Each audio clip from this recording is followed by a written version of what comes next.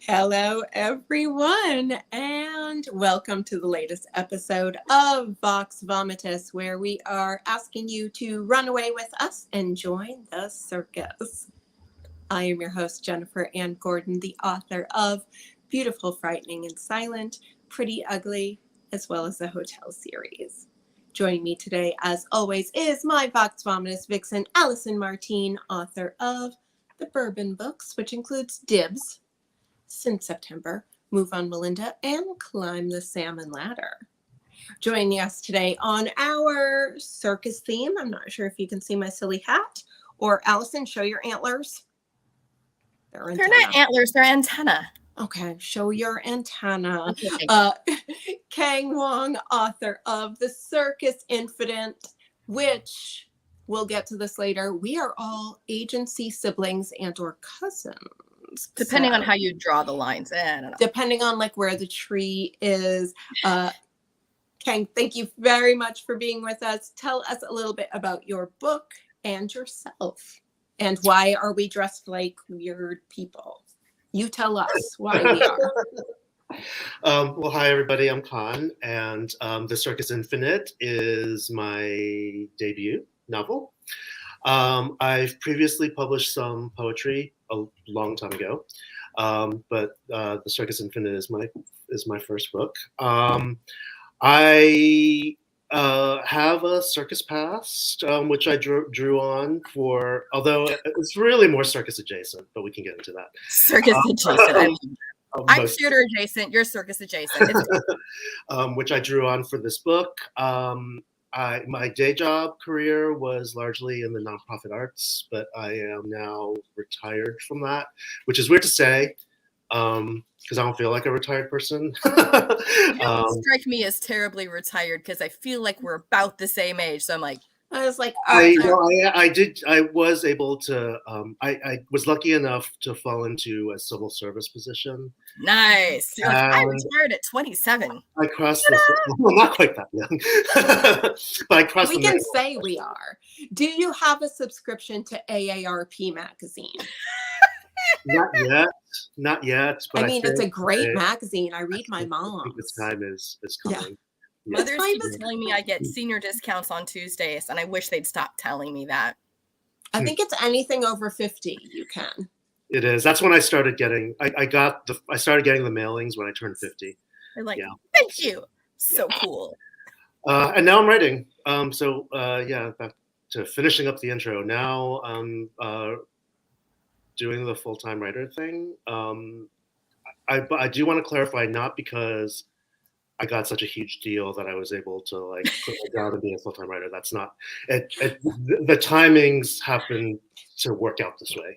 So I was gonna say you're living the dream, and then you immediately crushed the dream. So I appreciate you keeping it real here. Like keeping it real. This is what we do on VOX VOMITUS. You're like, this is amazing, but also here's what's happened in between now and amazing. It's been crying, weeping into a bucket, but awesome. Love it. The book is great. Thank you. I love that you just said the words circus adjacent. Do you want me to elaborate? Well, first I want you to tell. Like, Jen, are you going to tell us what you think that means, or because I always joke I was theater adjacent, or I was married to the theater and then the theater divorced me, so it's like most of my knowledge is like secondhand from my ex-husband, and I lived through a lot of that stuff, so I know it, but I've never really been a performer. Just enough that I know enough to be dangerous and kind of understand what's going on, but I have zero circus knowledge. Nothing. I have very minimal circus knowledge, but as people who have maybe watched or listened to the show before, they know that I did go to school for theater. I am a professional ballroom dancer, and I did have a burlesque and vaudeville troupe that I ran for many years. But before we get to circus adjacent, I want you to tell us a little bit about Circus Infinite, so we start to understand why Allison and I are dressed the way we are. Okay. For those of you who are watching the show live. It's like, do we need an excuse? Not really. But there's a reason we do like this specifically. Well, as probably can be inferred from the title, the Circus Infinite is set largely at a circus. The story is about, the elevator pitch is a circus takes down a crime boss on the galaxy's infamous pleasure moon. And the protagonist is a young man who's on the run from a scientific institute that is studying his unusual abilities, and he flees to the galaxy's pleasure moon, which is basically Vegas in space. Port Ruby is totally. I will not hide the fact. It's like it's a Vegas meets, I think, like a little bit of Ibiza. Yeah. And there he falls in with a resident circus and gets a job there, and proceeds to develop friendships and relationships in that world. And he eventually catches the eye of a crime boss, and drama ensues from there. A lot of drama. A lot of drama. Well, and I just want to clarify, because there's almost two kinds of sci-fi. There's sci-fi where it's like there's this whole world out there, but it's mostly just humans. And then there's this kind of sci-fi where some of them look like this. I'm joking. I'm like, I'm a mantidean. This is not what you describe mantideans looking like, but they're kind of like a bug. So I'm like, this is as close as I got, and I'm not really repping Toy Story here for any particular reason. I was texting Allison earlier. I'm like, do your kids have any antlers or antenna you can wear? And she was, you were trying to give me a tinfoil halo, and I'm like, no, my kids have that when they're in choir, but that isn't ours. That goes back with the robe, so I don't have that here. I probably could have found it or made one out of random stuff we have here, but this was a lot easier and was less likely to get stuck to my head permanently. I didn't want to get stuck in my head. So you have people who look like this, and she was saying halo because some people have like a shimmer. I tried to do shimmery makeup, but I don't think I try to be shimmery. Both of us are getting closer to the camera than we need to be. I know. I will just say, people who are just listening to this and not seeing the audio, Allison and I both did really dramatic zoom ins to our eye makeup. I'm just kind of. Is our eye makeup good? No, who knows? No, it's not. I did not have. If I could have had my cosplay queens help me, I would have. But both of them. Well, one of them is in Nottingham, so she's not helping me, and the other one is working today, so again, not helping me. Con, you're not dressed like, you're not purple or anything like that. You are. I am not. I'm in my normal. I'm just like in my normal clothes. And we're just here trying to embody your book in some way. I'm wearing a lot of glitter. I appreciate that. What is important? I'm like, thank you. But you talk about the friendship. I've put on some weight, and I don't think I really fit into any of my old costumes anymore. So this has been like the plight of COVID. I went from being like a quote unquote professional dancer and professional performer, and then most of my clothes were costumes, and then COVID hit, and you gain weight and you try to figure out which costumes still fit. So I am wearing like a very stretchy, glittery leotard. Stretchy's good. Stretchy is good. But I was going to say, we've got the people who are from all sorts of, some of them are humanoid, some of them are not. And so you've got some people who have within them normal powers or just abilities that are different. And then certain people within that manifest additional powers, including humans. I'm like, hey, we get special powers too. Score. I usually don't get any powers. It probably wouldn't be me. But then you were talking about relationships, and I love this because I know that it was recently nominated for an award featuring LGBTQ plus relationships or characters, and the main character Jez is Ace, and there's a whole panoply shown in this. So I loved that too, because it was like, hey, we've got people from all sorts of species showing all sorts of different relationships in interspecies. So that's how we get certain characters like Jez, who is a hybrid.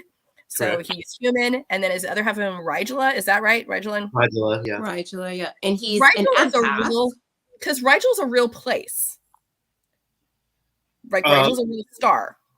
Oh, yeah. I mean, there is a star called Rigel. Yeah, but I changed the spelling of it. Oh, okay. I listened, so I don't know how it was spelled in this. But I hear Rigel, and I know it was not meant to infer Farscape Muppet Rigel. Because No. I don't think Jez looked like the Farscape Muppet at all. Because he's like a little slug. And I pictured Jez as an attractive young man who did not resemble a slug. Is that probably accurate? He does not resemble a slug. That is Okay, Good. I mean, in my brain, he didn't. Yeah, he didn't. in my He would brain, not have he been was sexy like, that way. No, don't like that. like haughty, like he was hot to me. And maybe this is, I'm going to say something that is shaming for me, maybe, because of Jess in Gilmore Girls. I legitimately thought of him as Milo Ventimiglia. Is that how you even say his name? I did. You Like went from when Jez he was in to Jess? Heroes. Yeah, but when he was in Heroes, like that Right, kind okay. of Yeah, that yeah. type where you're like, you're hot. When he's one of the Petrellis. I forget if he's Peter Petrelli or there was another one. The other one's Adrian Pastar. I don't remember what the characters' names are. I have Cannot remember IMDb up any here, of but it's missing a lot of pieces. I did I don't watch know that why. first season of Heroes, but I don't really remember.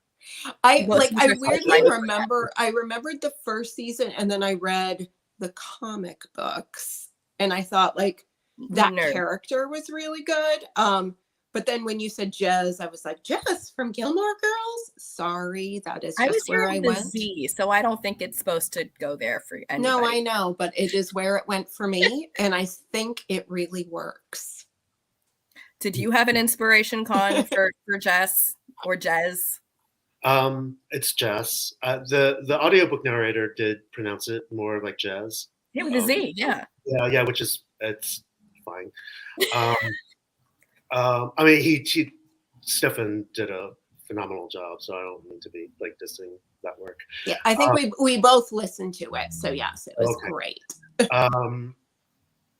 I'm sorry, what was the question? We're like, who is your the inspiration for Jess? Inspiration because it Is shouldn't it have been Gilmore Girls. That was just where Jen went. Yeah, no, I'm Jess. hearing Jez instead. Yeah, Jess is nowhere near that level. At least for most of the story, he was nowhere near that level of self-assurance that. Oh yeah. The Gilmore Girls character had. Yeah. Mm-hmm. So the inspiration, It's okay to say you.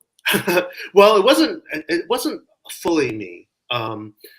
Like there's a little bit of myself of my own personality in each of the characters. And certainly the circus setting drew on experiences from a really significant and important part of my life. But just the character is not really based on any on myself or really on any particular person that I knew. I just I like knew I wanted to write an ace character, and I knew that he was an empath, and I knew that he would have some other kind of power. It's in the initial draft, it was more like telekinesis stuff, and but then the gravity thing came to me, and I thought that was more. It had more weight and unusual. Sorry. But it was also more unusual, and it was more limiting because as we see him use his powers, it's not like he's like just moving stuff like he's got a tractor beam on it. It's very limited in what he can do. So it's like, yeah, you can go up and yeah, you can come down, but now what are you doing? You're up in the air. Now what? Have fun up there. That was part of my rationale for changing it, because I didn't want him to be totally OP, and I thought that there were limitations. Like, I have to ask, because I'm sorry to interrupt, but like before I forget, the gravity thing was so interesting to me as a non-science person. Like, I went to a fine arts college. I've not taken science since I was like 14 years old. Did you have to do a lot of research on like weirdly the physics of what gravity can do? Kind of, sort of. I mean, I did do so. Yes, I did. I mean, I have an understanding of just like basic physics, but I have a friend who. Me no. I know. I'm like, I don't. I have a friend who is a nuclear physicist, and he has a project. He's a juggler also. He had, and, said he's a juggler. I love that combination. That's amazing. He's like one of them. He's one of the most impressive people that I know. And anyway, but he has a project called Juggling in Space, and he's actually done computer modeling and also done like weightless flights and stuff. That's so cool. And has worked out like ways of moving in a weightless environment. So I had a long conversation with him, just picking his brain about, well, how could this work? How would all this work? Yeah. And so a lot of the stuff didn't quite fully make it into the book. But you were coming from a very real place of I try to make it as it's completely fantastical. Like the book is completely fantastical. It is science fiction. You tell me there aren't really aliens, Con. I'm sorry. You're bursting more of my dreams. There are no real aliens. Well, they are. I want to shimmer. I want to get my shimmer. I think I've been waiting 40 plus years, and now you can enter into a contract. I love how that's like. What does it mean? You can enter into a contract now. Really? That's what it means? Are you sure it doesn't mean something about any kind of maturity? Nope. Contracts like that. That's not what the humans do. That's I think Asuna are like that. The Asuna, have the shimmer. They can that age of being able to enter into contracts can happen before they get the shimmer. The shimmer appearing really is more about an internal, like emotional maturity. So anyway, it's all very fantastical, and space fantasy is kind of what I consider this book to be. Yes. Which I guess is a subgenre of sci-fi, my favorite subgenre. But for the most part, it's not adhering to like the rules of real physics. But I did try to make the gravity stuff as realistic as it could be. Well, go ahead, Jen. I was going to say the places where you did not stick with physics were less with the gravity and more with some of the things that some of the other species could do as far as manipulating the space-time continuum, because most of us don't know how to do that. So that probably doesn't adhere to real physics. But I love that you mentioned space fantasy, because I mean, we get into this about, well, what's science fiction and what's fantasy, and usually people just go, well, where is it set? And that's a bad delineation, because space fantasy is a thing. And I love that this would definitely fit there. I agree. So Jen, what were you going to say? My only thing, again, as a non-science person at all, and I would say, to me, the gravity stuff actually kind of read very real. Like I was just like, oh, that makes sense of my very limited high school knowledge of physics.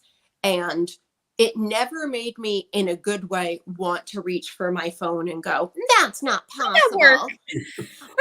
But everything else, time continuum, everything else, I was like, yep, fully will believe. But because you're talking about gravity and things like that, I think that's like concepts that even theater majors understand a little bit. And we're snotty enough, or I'm snotty enough to like normally want to pick up my phone and look it up, but I didn't. So like really good job. Felt really real.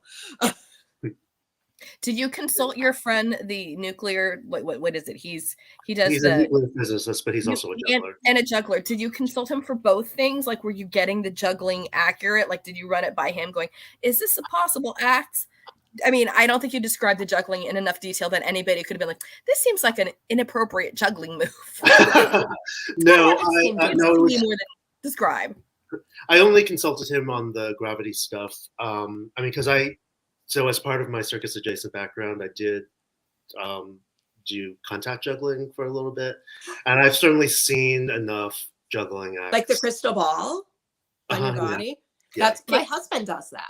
See, awesome. I was going to play with this, but I can't do the David Bowie thing, but I can if I just hold on to it because it has spikes. So it makes it look like I'm doing it. It's still attached to my hand.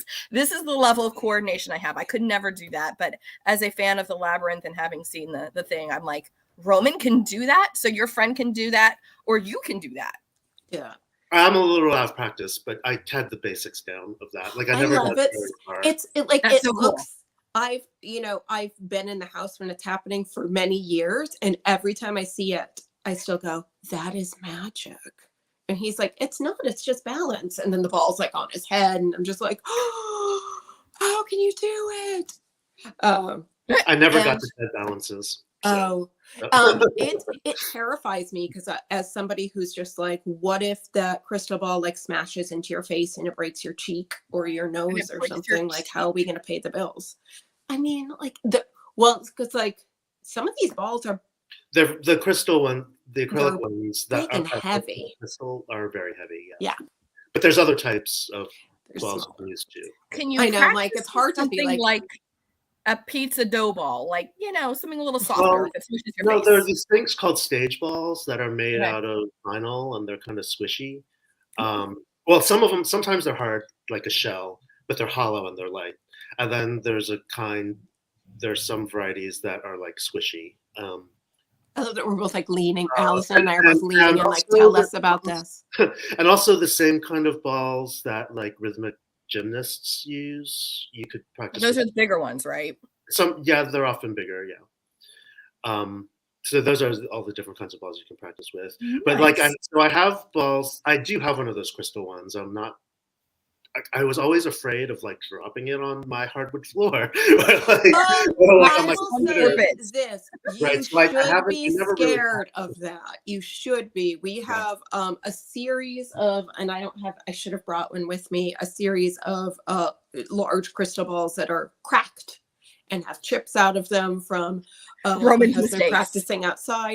And every time, so now like he has a nice stage crystal ball that's heavy and big, and I'm like, do not practice with that in the house. It's gonna break our floor. And then when it drops, like you can feel it through the house. You're just like, oh, that broke something, and it's gonna be expensive. It's not good.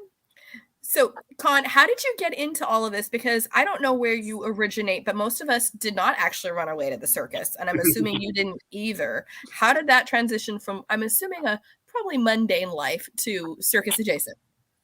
Well, it's a slippery slope. It all started when I worked my first Burning Man.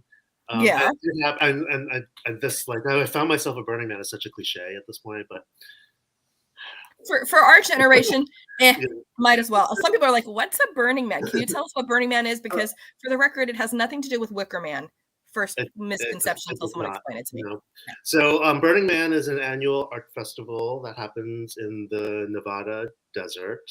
It started on a beach in San Francisco, and then I won't go through the whole history, but it started on a beach in San Francisco, and then eventually found a desert location, and it's grown since then. And it's I will say I try to go to San Francisco during Burning Man weekend because San Francisco is supposed to be quote unquote empty during Burning Man weekend. And it's never been empty. Well, I mean, maybe it depends on where you go, but like there was never like during Burning Man week, like I could go to like bars and cafes in my neighborhood, and like the lines were not the same. Yes, you're like, no, wait. Anyway, so I went to my first Burning Man in 2004, and I had friends who had been going for a long time prior to that. So, and I had been around when they were making their preparations and their costumes and everything. So I had some idea of what it would be like. And I camped with an art car, and so that was awesome. But even just in the first couple of days, I knew that I was going to go back. And I knew that when I went again, that I wanted to be able to participate more meaningfully. Yeah. And so it so happens on the week that leads up to Labor Day weekend.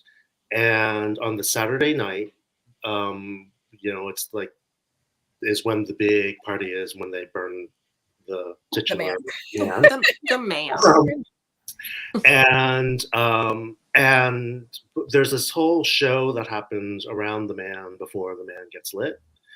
And as part of the thing that happens is in a big circle around the man are like hundreds of fire dancers. and they do their fire stuff, and then fireworks happen, and then the man lights up and stuff, and it's really cool. But so at that first one that I was at, I saw the fire dancers, and I had been seeing them throughout the week, like people spinning things and stuff, and just like mesmerized. But at that first burn that I was at, when I saw the hundreds of them all around, I said, okay, next year I'm coming back and I'm going to be one of those people.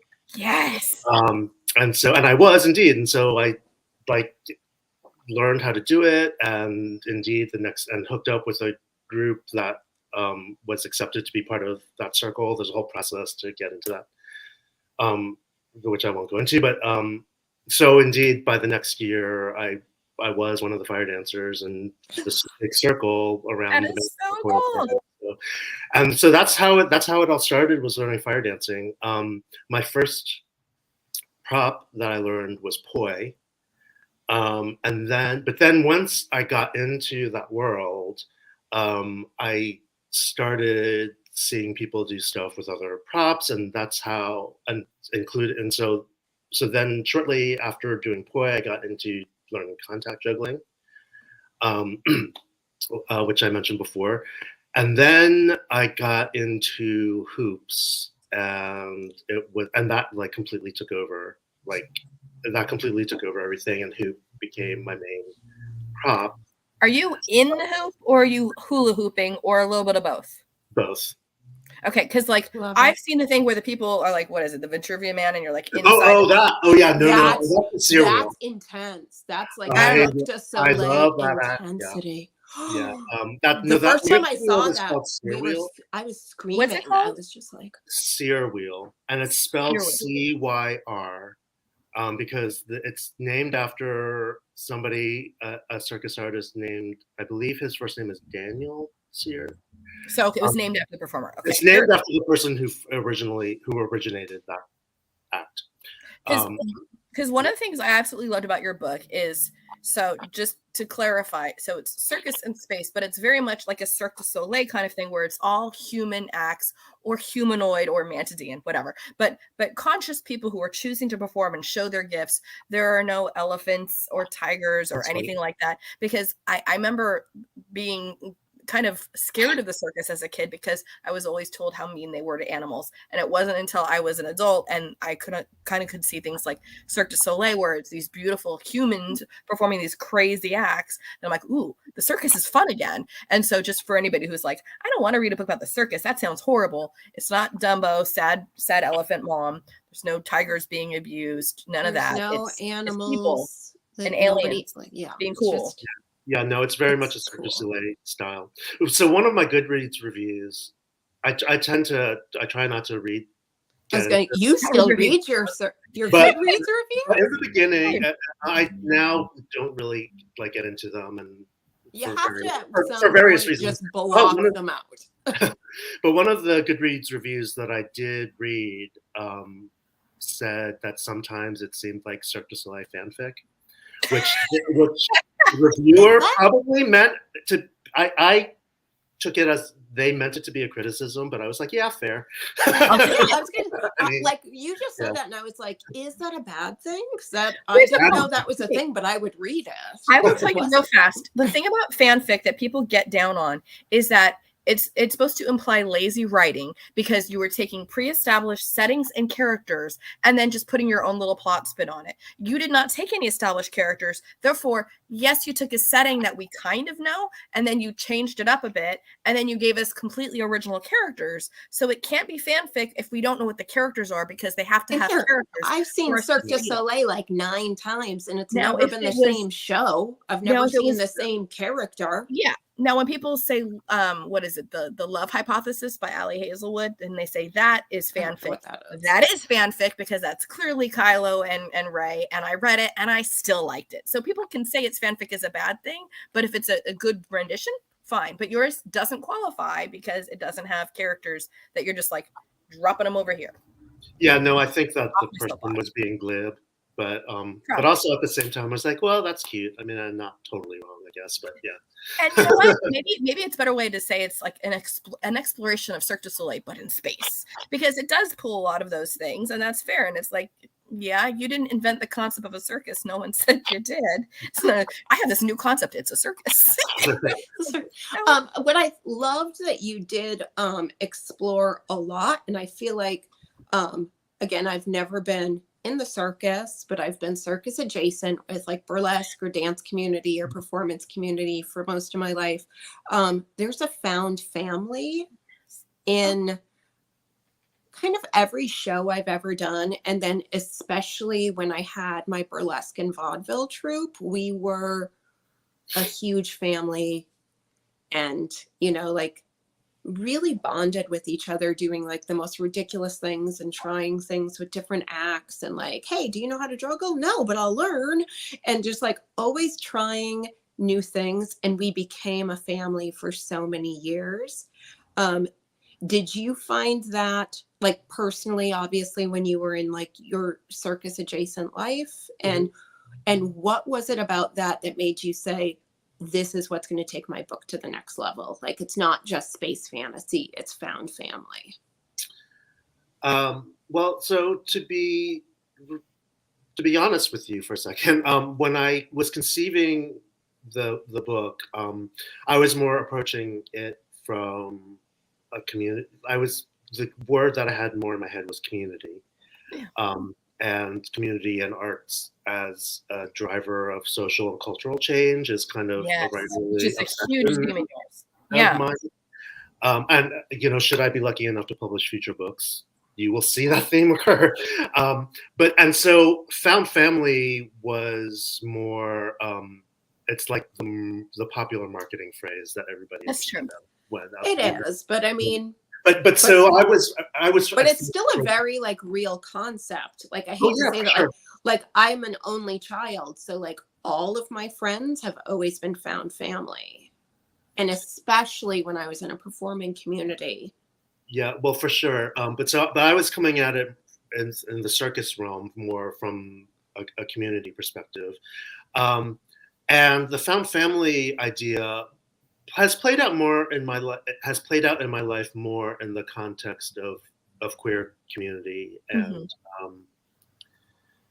and that world. You know, like so many folks are disowned or rejected by their actual blood relations, and the queer community that they find when they're out in the world, you know, becomes their family. Becomes their family. Yeah, and so that's like so that's kind of where the found family aspect kind of came from in the back of my head, but.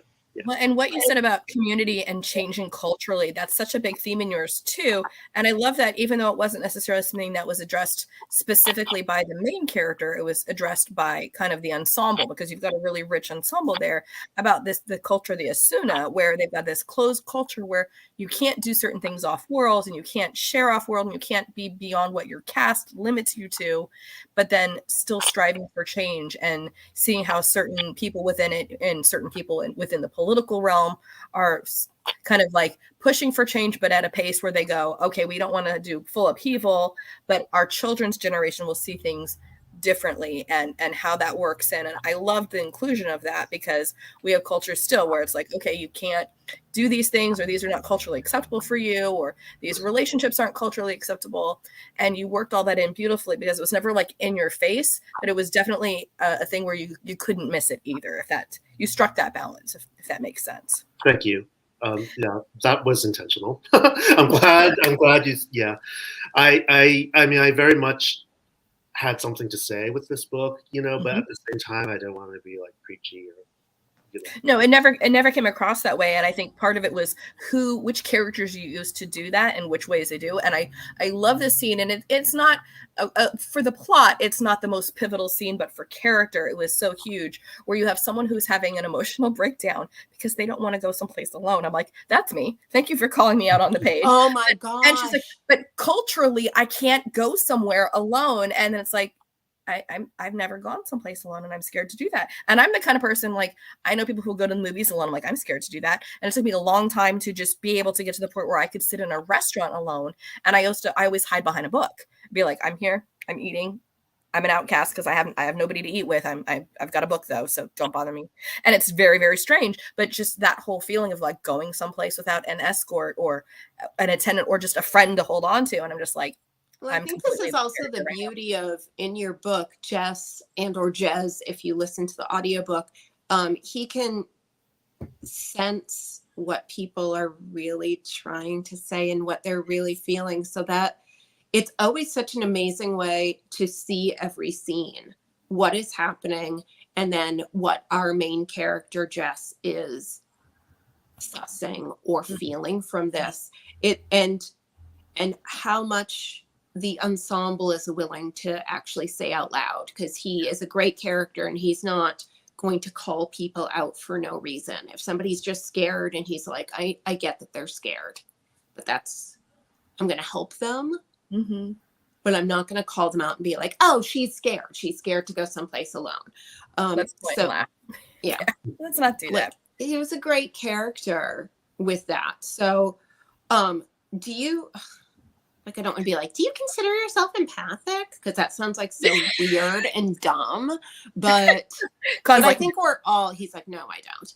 No. I'm kind of dense on that front, actually. I mean, so to be honest, card of what your feelings are. Just as the opposite. Yeah, he's like, I am writing. In reality, I am not as emotionally aware as just the character is. That's fair. Well, I'm glad you balanced him out. Well, one of the things that happens kind of early in the book that I love, and I actually texted a friend, I'm like, I'm not very far in here yet, but I love this part because it was glamorizing snuggling, and I loved it so much. But the idea of how not all human contact has to be necessarily sexual and can be intimate and close, and that it's like, especially in Western culture, everything's like you go from being a kid to you can't touch unless it's sexual. And it's so unhealthy in so many ways. And I've seen things before. It's like, normalize platonic snuggling and stuff because we need that human contact. And I've read studies where it says girls go from like getting hugged by their dads and then they hit puberty and then dad's like, oh, now I'm afraid to touch her. And then they just have this loss. But everybody feels that. It's not just girls. Everybody has that need for human contact. And when you have an ace character, there was all this beautiful stuff brought in about their consent. Like, is it okay if I touch you? Because not every touch is necessarily wanted. But I loved, like, it's kind of early on, but that snuggling scene, I had to text a friend. I'm like, they're snuggling. My friend's like, snuggling. I shouted to my husband the words like asexual polyamorous. I was like, oh my gosh. And he was like, that's you. And I was like, that's you. Sometimes it is. Sometimes that works. Sometimes. But like, I just loved that everything was really just being explored and talked about in a very non-judgy way. And I love that, like, obviously this was written in sadly a future where perhaps our Earth has long been destroyed by our own means. Our Earth gone.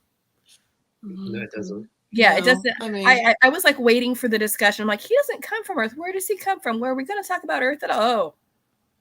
Oh, okay. So this is the Wall-E future. We're like, this is not pretty. But it was still hopeful. So I liked that because even though it's like, yeah, we might have destroyed our Earth, which is what's happening now. But it didn't destroy humanity and the better parts of humanity. Hey, if we could get a pleasure moon with an amazing circus out of this. Don't tempt people, Jennifer. You can't. I know. I'm always the one who's like, let's just do it. As long as it's not only for rich people. Build Mariner Valley on Mars, like one thing at a time. We don't have FTL. Sorry, sci-fi nerd here goes. If we don't have FTL, how are we going to get there? Just said.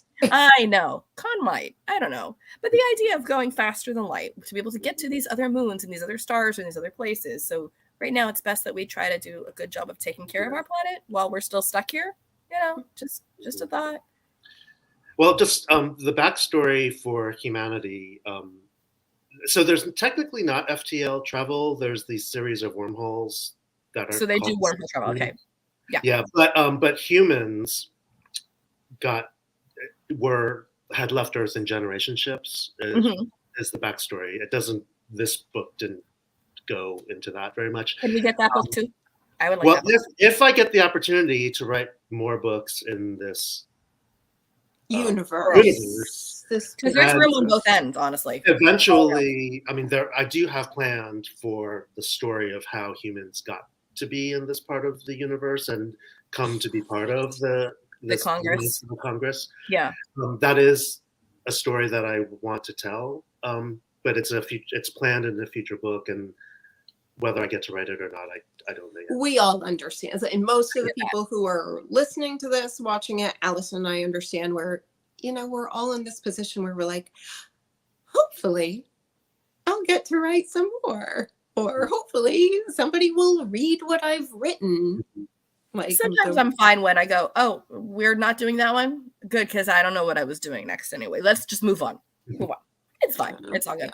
But what? Well, I am focusing on writing other books now, and hopefully we'll sell another book. I mean, if I'm lucky enough to continue and to actually build a career and a readership, in the future I might pull a Sanderson and just write these books and just just do a Kickstarter. Just be like, hey, you guys know who I am. Have a book. Yeah. But so we'll see. But for now, I'm concentrating on writing different things to sell. What I was asking, what are you writing right now, and is it also science fantasy, or is it somewhere else in the speculative realm, or even beyond the speculative realm? It is. Yeah, I'm in the beginning stages of a new book that it is set on Earth. But it is. I love that you said it's set on Earth, but I can hear the ellipsis after that. Yeah. It is set on Earth. Yes. It is not, but there are fantastical elements in it. So it's kind of like I haven't perfected my comps yet for this book, but right now, is there such thing as actually perfecting your comps? No, Sometimes you can just nail it, but sometimes you do, and sometimes you have a book die on sub, and then you find the comp that should have been used 3 years ago, and go, where was this book then? And it existed. All right, too late now. Moving on. Anyway, right now I'm thinking of it as Tales of the City meets Cloud Atlas. Oh, very nice, very nice. I don't know Tales of the City, but I know Cloud Atlas. And I know both, and meowsies. Yeah. So it's Anyway, it is set in San Francisco in 3 different time periods. One of the time periods is a post-climate catastrophe world. Okay. So we should not be super excited about that, but I'm very excited about reading about that. I was going to say, we can be excited that Colin's writing it because he'll do a good job with it, and he'll talk to his nuclear physicist. He probably has climatologists on staff too, right? You have these people on staff? There's an amazing amount of people that you meet in the performance community, because my book Pretty Ugly, I had to talk to a biochemist a lot to discover a virus or create a virus, and I met her through dance and burlesque, and she's like, I'm a biochemist, I used to be a supermodel. And it's funny because we recently discussed Jennifer's book in an indie book club, and the biochemist in the group was like, the microbiologist was like, she nailed that. And someone else was like, darn, I was hoping she got that wrong. It was terrifying. I'm like, sorry, she did her research. Sorry. I did months of talking about disgusting ways viruses actually can happen. But see, that's the good stuff, because when you find out, when and then when you're like, she was like my friend from dancey stripper stuff. Yeah. Of course. Microbiology strippers. Those two things usually don't go together, but that's fine. But they can run the pleasure club. I hear that they're hiring again. I can see putting yourself through school doing that. She was a model. Yeah. gorgeous fancy model. And then she, a beautiful woman, super smart, came to like burlesque later in her life. But before that, she was like a model putting herself through school. Fancy. And smartest person I know, where I'm like, here's a bunch of symptoms I have. Can we create a virus from this? I love it. And this is how I got through a year of COVID, going, let's create a virus. That is a weird hobby, Jennifer. You should have stuck to either spinning fire or contact juggling. I'm a baton twirler. Climatology, either way. Yeah, I'm a baton twirler. Was the baton on fire? No, I'm very petrified of fire. But we perform with fire performers a lot, but I try to, because of my hair. Your hair is flammable. See, Con's fine because under there you don't have a whole lot of hair. You can just can you shave this down so this doesn't catch fire? Because this worries me. I would. When I was doing it, I didn't have a beard. Okay, yeah. That's safer because I'm just worried about any kind of thing. But you at least see Jen would also probably have product in her hair. You're less likely to have product probably in your beard. Like a wig. Oh, wigs are super flammable. Stay away from the fire. Bad idea. Con, thank you for putting up with us. We're ridiculous. We're ridiculous. We're really excited to read whatever you're working on next. Stuff. You'll have to come back.